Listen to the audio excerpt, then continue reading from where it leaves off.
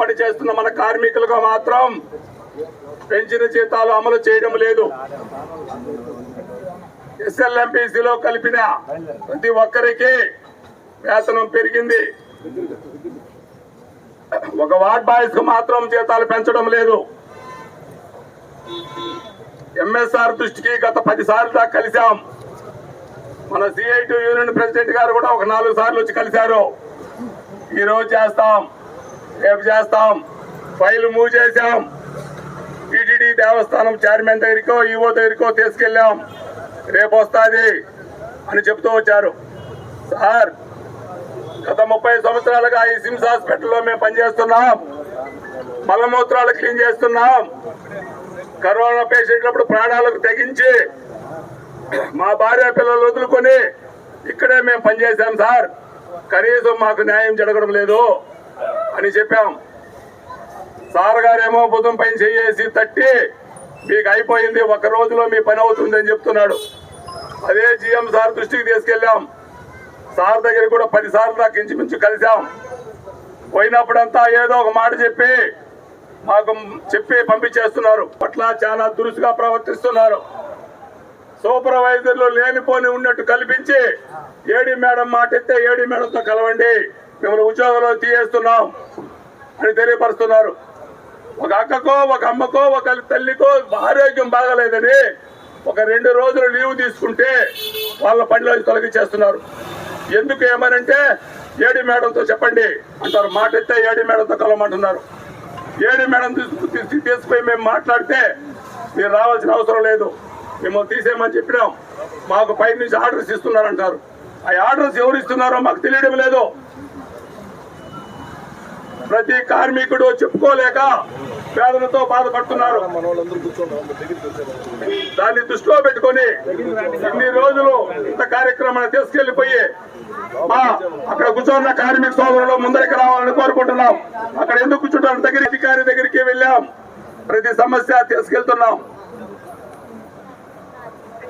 కార్మిక సోదరులందరూ ఐకమత్యంగా ఉండి ఈ కార్యక్రమాన్ని ముందుకు తీసుకోవాలని ఆఖరకు చైర్మన్, స్థానిక ఎమ్మెల్యే గారి దృష్టికి కూడా తీసుకెళ్లాం. 3-4 సార్లు తపాలు వెళ్లి కార్మికులు కొంతమంది కలిసాం. చైర్మన్ గారు నేను చేస్తాను, చూస్తానని చెప్తున్నాడు. ఆఖరకు సిఐటి రాష్ట్ర అధ్యక్షులు కందారం మురళీ సార్ గారిని కూడా తీసుకెళ్లాం. చైర్మన్ దృష్టికి వెళ్తే నేను డైరెక్టర్ గారికి ఫోన్ చేసి చెప్తానని ఆ రోజు మా ముందు చెప్పాడు. డైరెక్టర్ సార్ దగ్గరికి వచ్చాం. డైరెక్టర్ సార్ తో కలిస్తే డైరెక్టర్ సార్ ఏమో మంచిగా మమ్మల్ని ఆహ్వానించాడు. కూడా డైరెక్టర్ గారు మళ్ళీ అతనే సైన్ చేసి మాకు ఇచ్చాడు.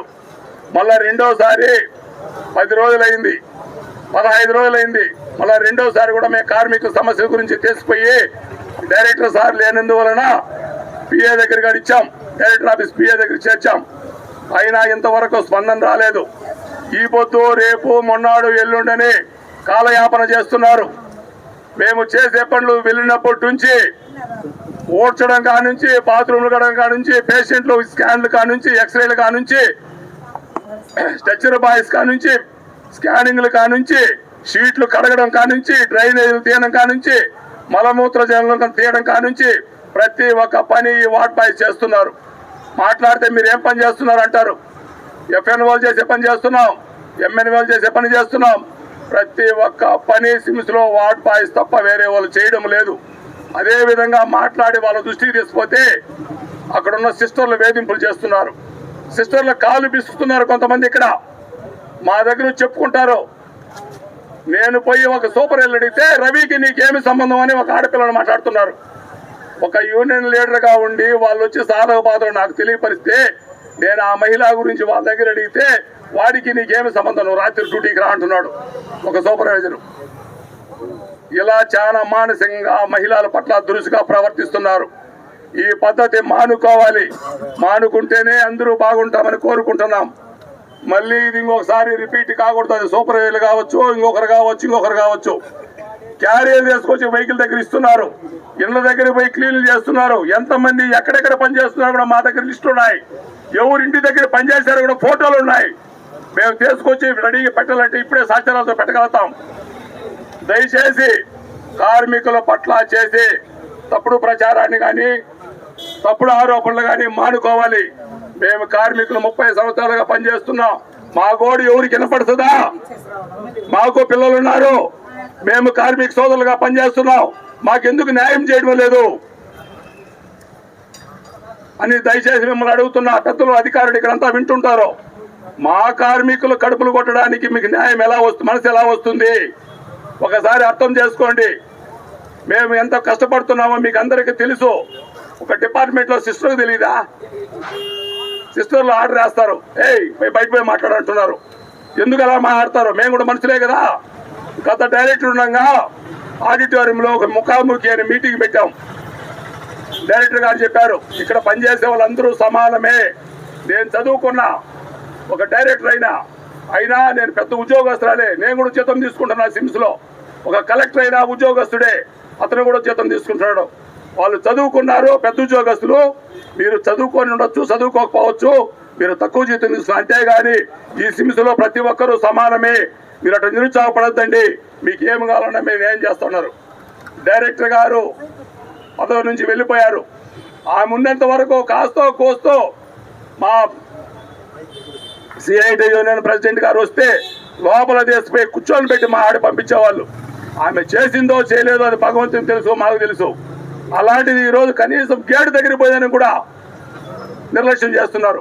ఏమంటే మేము చేస్తున్న తప్పు?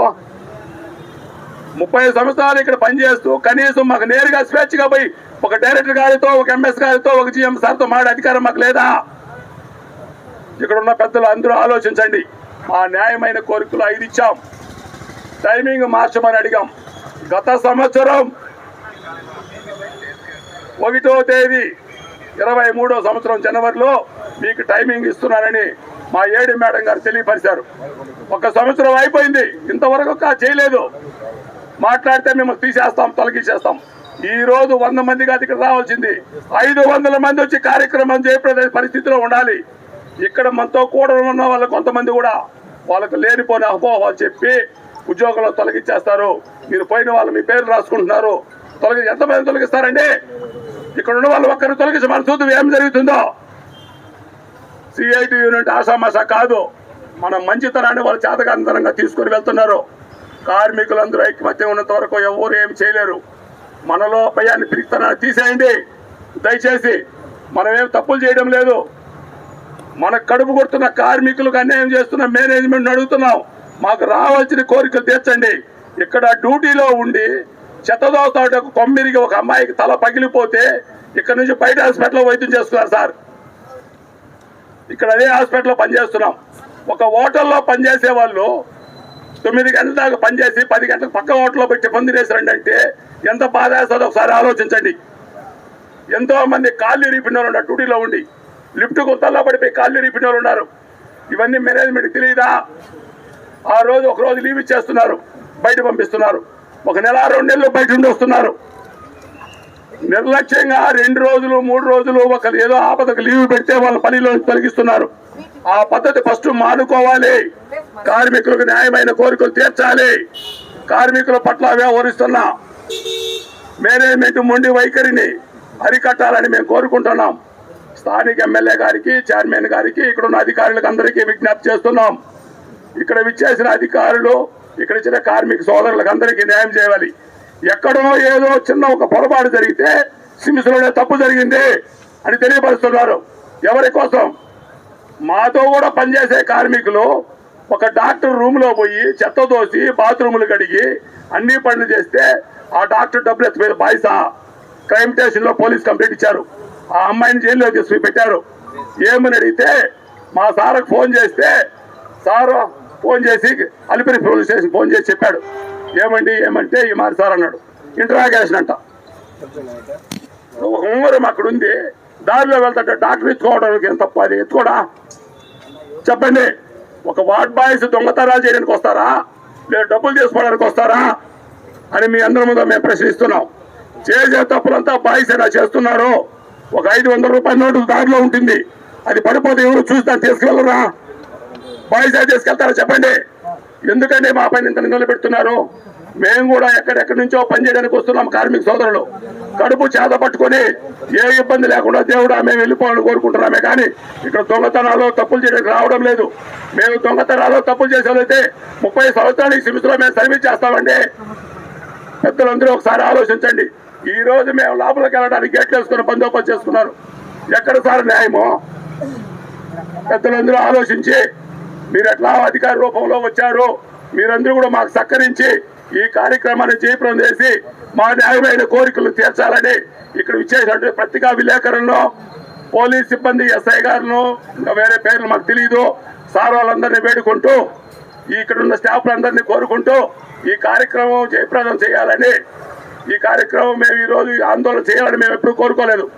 మాట అయితే పనిలో నుంచి తొలగిస్తున్న కార్మికులను ఈ రోజు విధుల్లోకి తీసుకోవాలని మేము కోరుకుంటున్నాము. అవసరమైనది ఎవరికైనా వస్తుంది. 35 రోజులు సెలవు ఇచ్చారండి.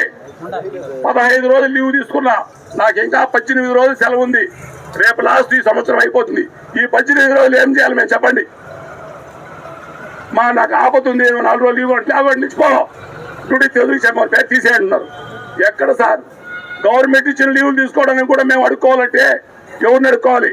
ఒక డిపార్ట్మెంట్లో సిస్టర్ దగ్గర అడుక్కోవాలి, సూపర్వైజర్ దగ్గర అడుక్కోవాలి, వాళ్ళు ఏడీ మేడం దగ్గర పెట్టుకోవాలి అంటారు.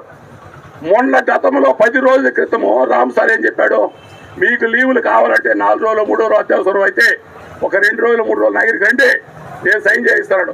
నేను కూడా పోయాను. నాకు ఇచ్చాడు అవకాశం. ప్రతి ఒక్కరూ ఒక శబరిమల గుడికి పోవాలంటే 10 మాట్లాడుకున్నారు ఒక్కొక్కరిని. ఎందుకు సార్ మరి వేధిస్తున్నారు? ఏం తప్పు చేస్తున్నారు చెప్పండి. ఇలాంటి పద్ధతి మేనేజ్మెంట్ మానుకొని పనిలో తొలగించిన కార్మికులను వెంటనే విధుల్లోకి తీసుకోవాలి. న్యాయమైన కోరికలన్నీ పరిష్కరించాలి. పెంచిన జీతం తప్పకుండా అమలు చేయాలి.